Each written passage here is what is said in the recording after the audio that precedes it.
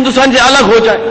वहां पे हिंदुस्तान सिकुड़ता जा रहा है। मैं दीमापुर और कोहिमा गया था। कोहिमा में 10 साल पहले महात्मा गांधी की एक प्रतिमा स्थापित की गई थी। आज कोहिमा में आप भारत के किसी नेता की प्रतिमा या चित्र स्थापित नहीं कर सकते। 24 घंटे में महात्मा गांधी की प्रतिमा तोड़ दी गई, पोस्टर लगा दिया गया कि किसी भी भारतीय नेता की प्रतिमा की स्थापना के लिए यहां इजाजत नहीं दी जा सकती। दीमापुर से 70 किलोमीटर दूर हेब्रोन में नागालैंड सोशलिस्ट काउंसिल का हेड ऑफिस है। वहां पे उनकी फौज है।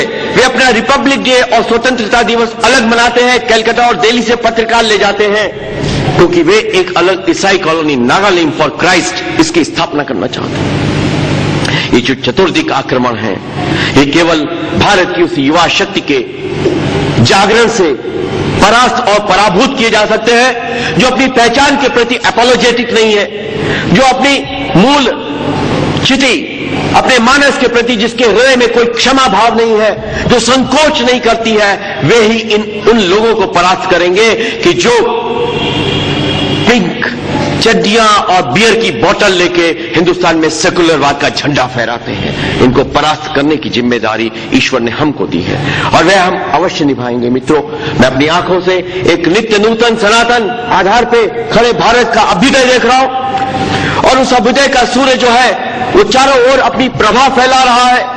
जितनी बौखलाहट उनके हमारे वैचारिक शत्रुओं के हृदय में आज दिख रही है, वे इस कारण से है क्योंकि भारत की सकारात्मक हिंदुत्वनिष्ठ शक्तियों का प्रादुर्भाव बड़ी तीव्रता से हो रहा है। डॉक्टर हेडगेवार ने कहा था कि कोई भी हिंदुस्तान में भारत के पक्ष में, हित में, यहां की सभ्यता और संस्कृति के हित में काम करे, समझो वो संघ का ही काम कर रहा है। इसलिए चाहे माता अमृतानंदमयी हो, चाहे स्वामी नारायण पंथ हो, स्वाध्याय परिवार हो, रामदेव बाबा हो, योगी महाराज या कोई भी रविशंकर महाराज हो, हम समझते हैं कि ये सभी लोग एक नित्य नूतन और सनातन अधिष्ठान पे खड़े भारतवर्ष के अभ्युदय के उषा किरणें हैं। मैं जब विभिन्न क्षेत्रों में जाता हूं तो ऐसे अनेक सुपठित, सुसंस्कृत, सुपरिष्कृत, अत्यंत मेधावी लोगों को सन्यासी बनते हुए समाज की सेवा के लिए जब जाते देखता हूं तो लगता है कि भारत के भविष्य में आशा है।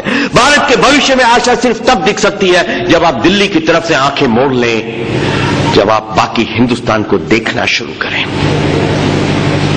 दिल्ली इस भारत के भविष्य के तमस का प्रतीक है। लातूर जैसे क्षेत्र, शेष भारत के लोग आज भी बेहद ईमानदार और भारतीयता के प्रति असंदिग्ध निष्ठा रखने वाले हैं। अभी प्रमुख स्वामी जी ने मुझे गांधीनगर अहमदाबाद में बुलाया था। उनके स्वर्ण जयंती के कार्यक्रम में 17 नवीन सन्यासी दीक्षित हुए और एक सन्यासी थे चार्टर्ड अकाउंटेंट, बार एट लॉ, इंजीनियर्स, एमबीएस, कोई न्यूयॉर्क से आया था, कोई केन्या से आया था, कोई लंदन से आया था, कोई एम्स्टर्डम से आया था। 2 साल उन्होंने प्रतीक्षा की थी क्योंकि वे 2 साल की प्रतीक्षा सूची में रखते हैं। तब भी तुम्हारा मन अगर सन्यासी के लिए, तब उनको सन्यास धर्म में दीक्षा देते हैं। माता पिता की अनुमति आवश्यक होती है। उन सब के साथ उनके माता पिता वहां पे आए हुए थे। तो मैंने कहा कि क्या बात है भाई, तुम अपना कैरियर छोड़ के आ रहे हो, खूब पैसा कमाते हो, स्वामीनारायण संप्रदाय को आप खूब बड़े लाखों रुपए, लाखों डॉलर दे देते चंदे में। अपने परिवार कहते कि नहीं, मैं इसलिए आया हूं ताकि आने वाला इतिहास यह ना कहे कि 7 समंदर पार से तो पादरी लोग आके हिंदुओं का धर्मांतरण करने आ गए, पर भारत माता का कोई बेटा हिंदुओं की रक्षा के लिए नहीं आया, इसलिए मैं सन्यासी बन रहा हूं।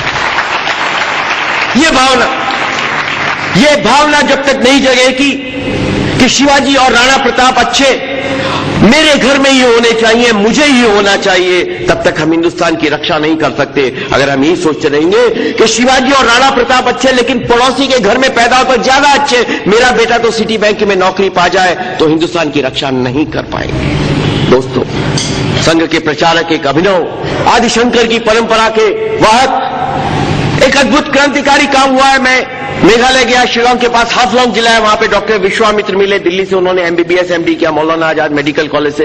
राजौरी गार्डन में घर, 2 बहनें, शादी के लायक। मां ने कहा कि बेटा डॉक्टर हो रहा है तो उसकी क्लिनिक खोलूंगी, एक जगह ले ली, लेकिन वह वनवासी कल्याण आश्रम में काम करने के लिए मेघालय चला गया ताकि वहां हिंदुओं की रक्षा कर सके। उसने कहा, मां तू तो बहनों के काम कर लेना, पर मैं भारत माता का काम करने के लिए मेघालय जा रहा हूं। यह भावना चतुर्दिक सशक्त सबल होते दिख रही है मुझे, इसमें मुझे एक नवीन भारत का दर्शन हो रहा है। अभी पिछले दिनों मुंबई में मुझे बॉब हरीलीला मिले, वो हिंदुस्तानियत की बात करते थे। प्रवासी भारतीय सम्मान मिला, अलंकरण मिला उन्हें। आपको मालूम है प्रवासी भारतीय दिवस सरकार मनाती है। उन्होंने कहा कि तरुण जी आप आरएसएस से, मैं आपको एक अपनी कहानी बचपन की सच्ची कहानी सुनाता हूं। दुनिया के बिलियनियर्स में बॉब हरीलीला का नाम है। हांगकांग में उनका महलनुमा मकान है जिसको बकिंगम पैलेस कहा जाता है। वो नरीमन पॉइंट में अपने अपार्टमेंट में मुझको लेके गए। उन्होंने कहा कि जब 13 साल का था तो उनकी मां ने कहा Bob you have to go to India for 2 months, 2 महीने के लिए तुम्हें हिंदुस्तान जाना। ठीक है, कुछ जानकारी नहीं थी। 2 महीने के लिए हिंदुस्तान आया, जयपुर, दिल्ली और बॉम्बे रह के 2 महीने के बाद घर गया वापस। तो मां ने कहा कि बॉब तुम 2 महीने हिंदुस्तान में थे, तुमने वहां क्या देखा? बड़े शौक से पूछा क्या कैसा लगा हिंदुस्तान? तो बॉब ने कहा कि मां तुम कभी दोबारा मुझे हिंदुस्तान जाने के लिए मत कहना, मेरा उस मुल्क से रिश्ता क्या है? वहां के लोगों को अंग्रेजी नहीं आती, बहुत गर्मी है, गंदगी है, और मैं एक चाइनीज नागरिक हूं, मेरा चाइनीज पासपोर्ट है, मैं चाइनीज स्कूल में जाता हूं, चाइनीज भाषा बोलता हूं, मेरा उस मुल्क से रिश्ता क्या है कि जो तुम कहती हो तुम वहां जाओ? मां ने कहा कि अच्छा ठीक है बॉब, तुम जरा सामने जाओ, 1 मिनट देखो तुमको क्या दिखता है, उसके बाद मेरे पास आना। कहा कि मॉम हैज गॉट सेनाइल, सन की हो गई है, चलो जो कहती है मैं कहता हूं। उनका घर पूरा शीश महल जैसा है। वो सामने गया, 1 मिनट अपनी शक्ल देख के वापस आया। मां ने कहा बॉब तुमने क्या देखा? उसने कहा मां तुम क्या बात करी, क्या देखूंगा मैं? शीशे में अपनी शक्ल देखी। उसने कहा बॉब तेरे चेहरे पे हिंदुस्तान खुदा है, वो तुमने क्यों नहीं देखा? तू कहीं भी दुनिया में चला जाएगा, कहीं का भी पासपोर्ट ले लेगा, किसी भी देश का नागरिक हो जाएगा, हमेशा तेरी यह पहचान रहेगी Bob Harilela, a Chinese citizen of Indian origin. Bob Harilela, German citizen of Indian origin. तेरे नाम, तेरी शक्ल, तेरे चेहरे, तेरे आत्मा के साथ हमेशा हिंदुस्तान जुड़ा रहेगा। बॉब ने कहा वो दिन और आज का दिन, वो करीब 78 साल के अब हैं। हर साल वो हिंदुस्तान आते हैं, सबसे ज्यादा चैरिटीज हिंदुस्तान में खर्च करते हैं। उनके घर में उन्होंने मंदिर बनाया, बच्चे पहले मंदिर जाते हैं, मां बाप के चरण छूते हैं, पोते हो गए, पड़पोते हो गए, वो परंपरा उनकी जारी है। उसके बाद वे स्कूल या अपने दफ्तर जाते हैं। वो हिंदुस्तान जिंदा रहता है। उस हिंदुस्तान को जिंदा रखने की जिम्मेदारी हम लोगों की है। एक सपना देखना चाहिए। एक सपना देखो दोस्तों कि हम हिंदुस्तान को इन जिहादियों से मुक्त करेंगे। सारी दुनिया में जो जिहादी गए थे और उन्होंने विजय प्राप्त की थी, उन्हें सिंधु के तट पे, गंगा के तट पे हमारे पूर्वजों ने परास्त किया था। उन्होंने सारे विश्व की सभ्यताओं को मटिया मेट किया था, लेकिन हमने उनको यहां मटिया मेट किया कि इकबाल को कहना पड़ा कुछ बात है कि हस्ती मिट्टी नहीं हमारी। हम उन पूर्वजों के वंशज हैं, उन पूर्वजों का रक्त हमारी धमनियों में है, हम परास्त नहीं हो सकते। इन जिहादियों को हम अपने हाथों से, अपनी आंखों से याच डोला, हिंदुस्तान में नहीं, बंगाल की खाड़ी में सही, अरब सागर में सही, उनकी कब्रें वहां बनवाएंगे। हम ये शपथ लेते हैं।